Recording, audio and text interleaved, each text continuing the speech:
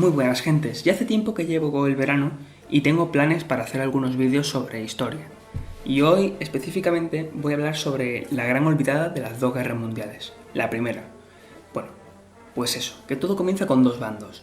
Las potencias centrales con el Segundo Reich alemán, gobernado por el Guillermo II, el Imperio Austrohúngaro con Francisco José y el Imperio Otomano con Mehmed V. En el otro bando, el bando de los aliados, tenemos a los ingleses con el rey Jorge V, a Francia con Poincaré, presidente de la República, a Rusia con el zar Nicolás II, Italia con Víctor Manuel III y a los Estados Unidos con Woodrow Wilson. Como veréis, los equipos, o sea, cada bando, no están para nada balanceados. Los aliados tienen más amigos que las potencias centrales, pero esto en realidad tiene truco porque los italianos se cambiaron al bando aliado tardando un poquillo en aliarse a ellos, ¿sabes? Y luego los estadounidenses se metieron al final por el tema de un telegrama que luego contaremos. Bueno, pues eso, que específicamente Alemania estaba enfadada con Francia, y Francia sobre todo estaba muy enfadada con Alemania porque Francia había perdido una guerra antigua, la guerra franco-prusiana, una guerra del siglo anterior, en la que habían perdido muchos territorios, pero sobre todo habían perdido Alsacia y Lorena, que son un territorio en Europa, en la frontera entre Alemania y Francia. Ahora supongo que os estaré mostrando alguna imagen.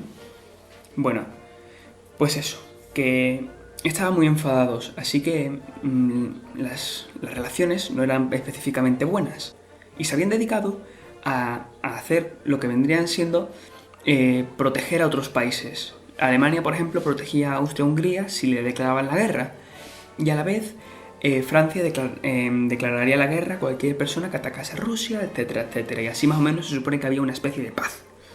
Bueno, pero la paz se acabó en Sarajevo en 1914.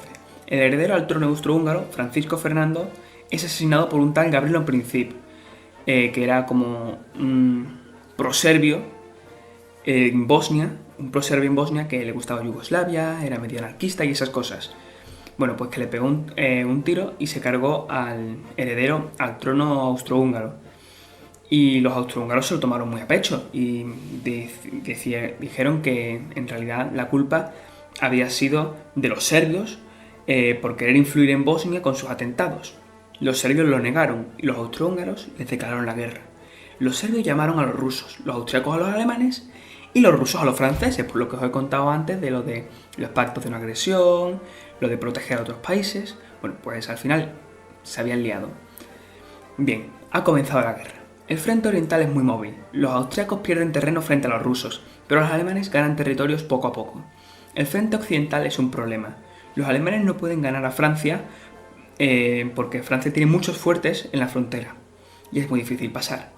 Por eso los alemanes deciden aprobar el plan Schlieffen, que es para pasar por Bélgica. Pero claro, Bélgica era neutral, y no solo era neutral, sino que estaba protegida por el Reino Unido. Y si Alemania atacaba Bélgica o Suiza, el Reino Unido se uniría a la guerra. Pero bueno, los alemanes decidieron atacar Bélgica y los ingleses se unieron a la guerra. Los alemanes consiguieron tomar prácticamente toda Bélgica y se acercaron peligrosamente a París. Pero los franceses lograron pararles en la batalla del Marne, mediante un despliegue muy rápido gracias a taxis, y gracias a eso consiguieron pararles antes de que se acercasen más de lo normal a París. 1915 es un año tranquilo para el frente occidental. Ambos bandos están aplicando la guerra de trinchera, lo cual significa que cada bando se mete en un agujero lleno de ratas, excrementos, suciedad, barro, cadáveres, y así no le llegan las balas del enemigo.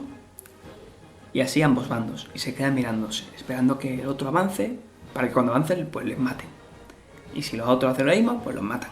Y así eso es una especie de guerra de desgaste en la cual ninguno de los dos bandos avanza, muere mucha gente, sobre todo por enfermedades, y es todo un caos. Bueno, mientras tanto, en el frente oriental, más de lo mismo, de lo que os he contado antes. Pero para cambiar un poco, Serbia al final acaba siendo conquistada por Austria. Cabe destacar que los italianos este año se unen a la partida, cogiendo a los austríacos despistados. Los ingleses se montan un desembarco en Galípoli, Turquía, pero sale mal y se tienen que ir.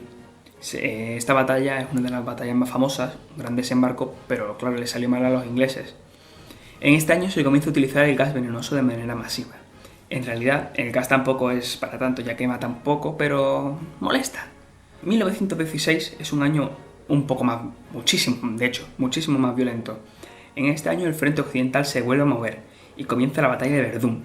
Los alemanes atacan este punto, pero como hay muchas trincheras, eso se vuelve una carnicería. Mientras tanto, los ingleses, un poco más al norte, desvían las tropas alemanas, comenzando la batalla del Somme.